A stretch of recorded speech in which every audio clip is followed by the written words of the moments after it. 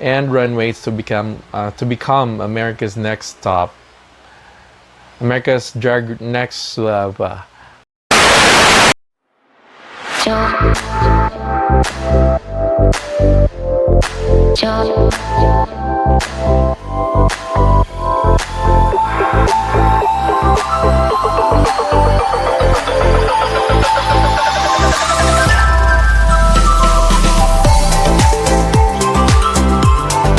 recording.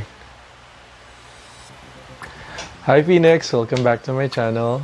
Kamusta? It is day 27 for me of quarantine. Kamuy, kapila na yung adlaw. How are you holding up? Unsa na yung kalingawan? Unsa yung mga challenges ngayon na encounter? Comment down below. So today we will be discussing the top 10 Netflix shows that I'm gonna recommend to you to watch during quarantine or even after quarantine. So Netflix has taken the world by storm. Grabe gid ang influence ng Netflix and yeah. So karon nga nata premix balay, lingaw nga nagagbuhaton, di ba? And lagag i-watch. So I'm gonna recommend to you some shows. Top 10. So to start with, number 10, this is very predictable. If you've seen my previous vlogs, you would know that this show would definitely be on the list. So top 10 is RuPaul's Drag Race. So RuPaul's Drag Race is a show where drag queens compete in various challenges and runways to become America's next top. America's next drag superstar and win $100,000. So lingaw gyud kay ning show, as I've said in the previous vlogs. So na fashion, na humor, na comedy, na singing, na dancing, na ata na acting, na unsa pa na insultuhay nga funny. So give it a shot. And for those of you who are not so familiar with drag queens, you'll be introduced into a world nga kanang di ka familiar. And they have a lot of kanang stories to tell of acceptance, of a lot of relationships, and sometimes nasa ka ng mga racism stories as well. So daghan kay sila mga stories nga ika-tell. So give it a shot. Malingaw jud ka. Number 9 on the list is the world's most extraordinary homes. So lately, I have been binging on celebrity houses sa Architectural's Digest nga channel sa YouTube. And I've always had a fascination for houses and interior design. Malingaw kong tanaw. So this is one of the shows nga kanang nindot kay sa Netflix about not focused on interior design but more on architecture. So they feature some of the most weirdest houses and eccentric houses, but it's very extraordinary. Kanang lingaw kay pagkabuhat nga they build around the landscape, na yung mga nasa bukid, na yung nasa like small island nga igo rag balay rag yun na wala na dahil nothing else. So they went from Spain to India to Norway to Israel. So lingaw kayan, a lot more places. So duha sila ka book host. Ang usa is an award-winning architect, and the other one is an actress slash property developer. So they go around the world to these houses, matug sila gusa ka night, and then the owners just give them freedom to explore the house. Nya ilang i-discuss ang architecture. Maisa kay sila. So it's very, very nice. Makalingaw. Oh, by the way, this list is very diverse because that's mo na ako nakita sa kung at one point, sometimes a week or weeks, I'd binge on animes. Sometimes madto na sa kog Spanish series. Sometimes fashion, like mga Project Runway, mga modo-modo. Ingana ko ka-diverse. So that's why this list will show that kanang diverse sad kayo siya. So it's you would see something nga ganahan gyud ka maski usa, at least one on this list. So number 8 is A Night on Earth. This is a nature series nga i-feature nila ang new technology, and it lifts the night's veil to reveal the hidden lives of the world's creatures. Hindi nilang ko mag-English gito. So, ipakita nila ang kanang gabi bitaw nga scene sa jungle, nasa dagat, napod sa snowy area, napod sa syudad. Pero gabi, dili lang siya regular nga night vision, nga makita nimo kay black and green and kanang weird eyes. Nga kanang ingana lang, no. It's not. It's a new technology. So, murag i-check a totally whole new world. Pag first na makita niyo, wow. But I must admit, I did not finish the whole series yet because it takes a lot of me to kanang pay attention mito sa lida. Kaya usually magduwa ako or mag-listen lang ba. But kani dapat yung ka magtanaw kay nindot kay ang visuals. Ang ako bitaw nga imagine kay if you've seen Life of Pi katong na sila sa lawom nga sa lawom pirmi pero katong scene sa dagat nga gabi nga natoy whale nga murag ning labay sa ilang kilid. Murag ing ato pero dili kanang computer generated, dili CGI. Bago gid siya nga technology. So give it a try. If you love nature and animals and this technology. So number 7 is The Final Table. This is a cooking show. I actually had 2 shows nga kanang i-feature for kanang sa cooking field, what they call sa culinary. Pero I chose this because it's very interesting. There are 12 pairs of international chefs. They compete in a competitive reality cooking show nga.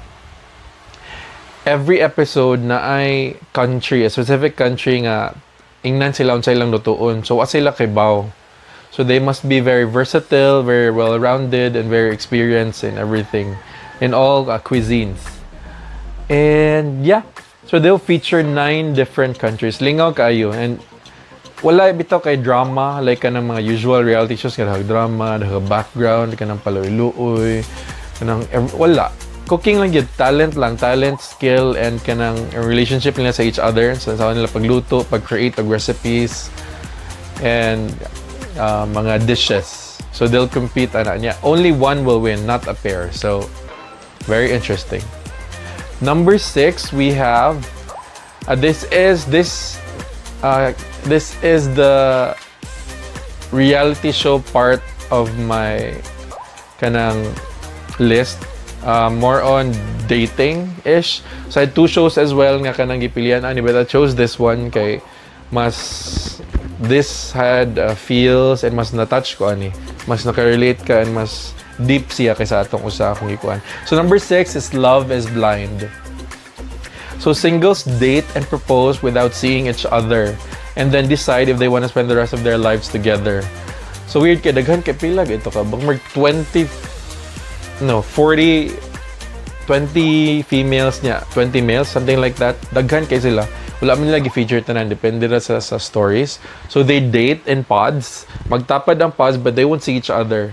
They just talk to each other nga madunggan voice lang jud. Ang storya mo and then you ask producers to, to simulate dates. So ganahan ka kanang tagaan nimong ka-date or whatever para simulate a romantic mood. So magstorya ra mo, you will not see each other niyo, mo-propose mo. Nara dayon sa girl or sa boy kung dawaton o di. Then kung ma-engage na mo, ma-engage na sila, aya pa magkita. And then after sila magkita, mag-spend na din sila time outside until nga mag-minyo. So in a very, very short span of time. So at first, skeptic kay kuan ko, gimmick naman sa Netflix. Nga, what? Mag-date nga, di magkita and everything. Pero I gave it a shot and nalingaw ko. Gihuman ginako taman sa end. And you'll be very surprised with some endings. And after napagi stories to tell. So I watched YouTube after kanang kuan. So lingaw siya, lingaw. So that's Love is Blind. Next is number 5. We have Cheer. Cheer is about a cheering squad, Navarro cheering squad. So, ilang coach si Monica Aldama, and they've been winning national cheering competitions for, I think, 14 times. 13 times straight niya. Pili sila kausa niya. Daog na sila sa next. And mo ni ilang 15th try at it. So atong kanang perception sa cheerleading no kay or sa cheerleaders kanang mga gwapa, mga bogo, mga mean, you know, the usual kanang high school nga mga flex nga atong ginatanaw. But you do not know the story behind all of them ug unsa ilahang magkaagi. And cheerleading is actually a sport gyud. Nakaingon ka, wow. Kanang mag-train gyud sila, nga grabe gyud nga mura gyud sila mga athletes. They are athletes actually. So mura dili nimo siya basta-basta ma-underestimate nga gadagan lang sayaw-sayaw, kiay-kiay, nya alsa-alsa. Lisod siya, lisod. Every day they train for hours and hours.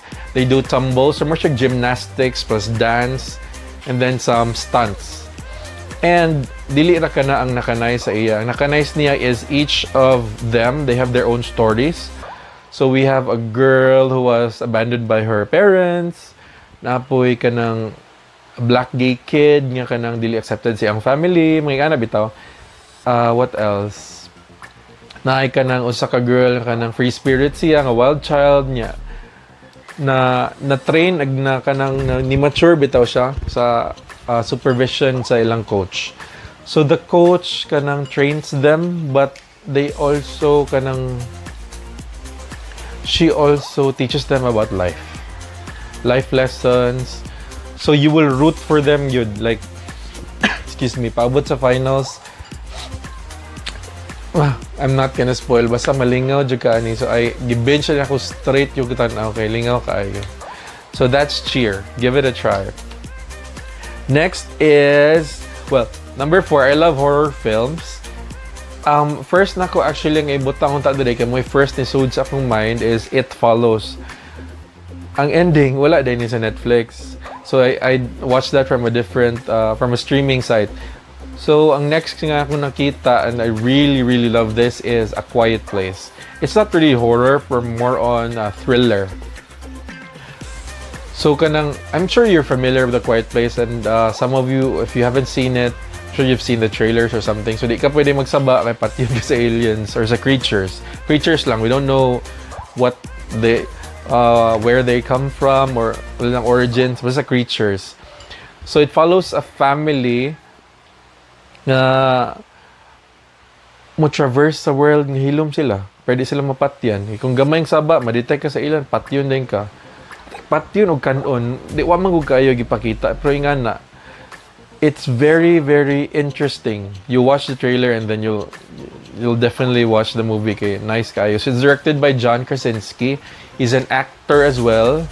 I forgot unsa iyang mga films nga bida siya, but yung wife diri is Emily Blunt, the secretary from The Devil Wears Prada, and among other films.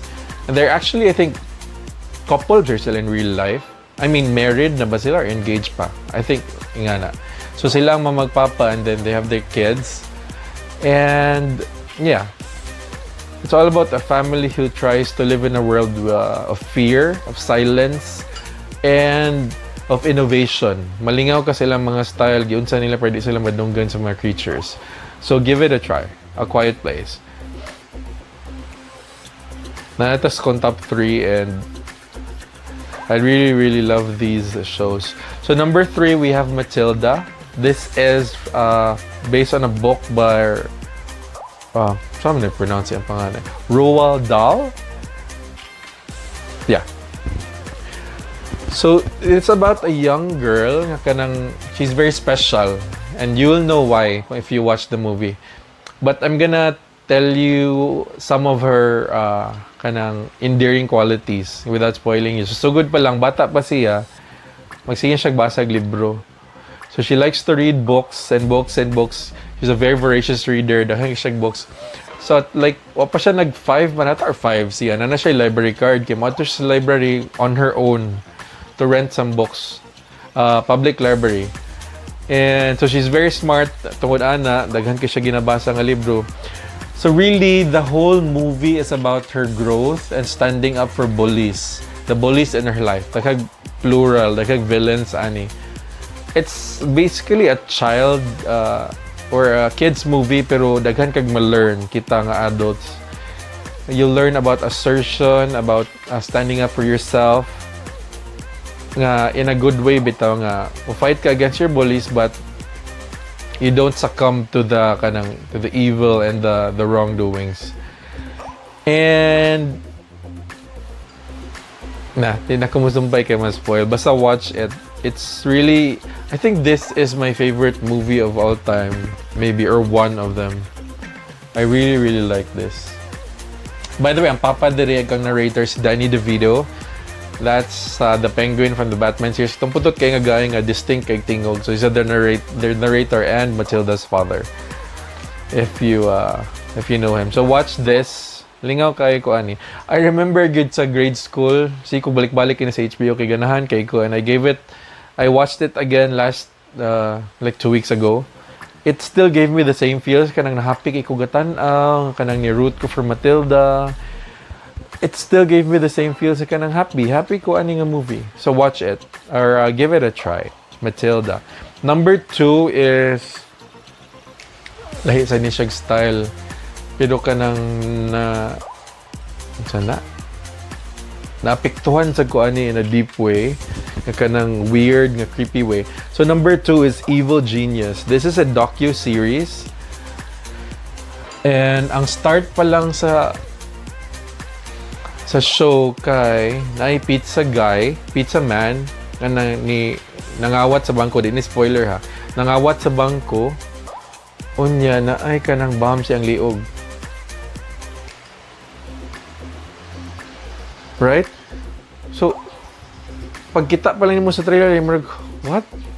So ganahan ka makabaw one kung unsay nahitabo, kinsay kinsa ang kriminal kasi mastermind, yun sa pagkitabang everything.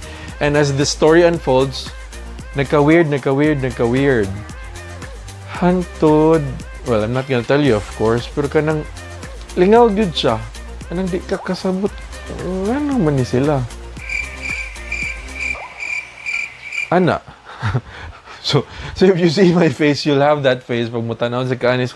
Naunsa man ni sila. Ay, naunsa man ni siya. Luoy kay siya. And you'd root for him, and then you discover what happened to him and everything, how it unfolded. So watch it. Lingaw kay ni. Actually, by the way, napaday mas nakabother na ko ang kanay nga ni bitaw crime. Mas nakabother na ko ani. But grabe gid po siya sa kabothersome nga ma-anxious ka nga di kasabot. Kung medyo softy ka, you may have nightmares. It's don't F with cats, but wala na ko gyapil sa list kaya wala ko human and di na ko siya kaya. So just watch Evil Genius. Okay ra ni siya. Number 1, and my all-time favorite sa Netflix so far is an anime. So nga na gid ka diverse ang list. This is Big Fish and Begonia. So it's a girl from a mystic realm transforms into a dolphin to explore the human world, where she encounters a young man that propels her on an adventure because something happened. Or actually sa trailer makita na nimo. So yes, power siya, magic, and then anime. Nindot kay ang graphics, nindot kay ang animation, but unsa ang mas nindot ang story. So natanan, you have family, you have friendship, you have love, romantic love, and all forms of love. Nga dili cheesy and dili corny. Nakahilak ko ani. Hindi na siya spoiler. Nakahilak ko ani, it gave me all the feels. And nindot gyud kayo to siya nga movie. So watch this, Big Fish and Begonia. So that is the end of my list. I have a couple of honorable mentions. Spider-Man Into the Spider-Verse, Howl's Moving Castle, Too Hot to Handle. This is the other dating reality show that I told you about. Cooking with Cannabis, and Baby Ballroom. Just give it a whirl. I'll put the pictures down below, maybe some trailers. But mo to siya akong top 10. So what have you been watching? Netflix or not? And put some recommendations down below. By the way, shout out to Mamshi Romilin and Kanga Guapo. Thank you for subscribing, everyone. So please like, subscribe, and share. and ring the bell notification for more videos. By the way, thank you very much sa tanang na reach out nako, tanang ni follow, subscribe, and then naghatag og feedbacks and suggestions. I really appreciate it. I'll feature some of your suggestions as the weeks go by, and I hope I can feature those videos with what limitations we have right now with the ECQ and the pandemic. But that's it. Stay healthy, stay safe, and stay positive. Bye, Phoenix. Thank you for watching.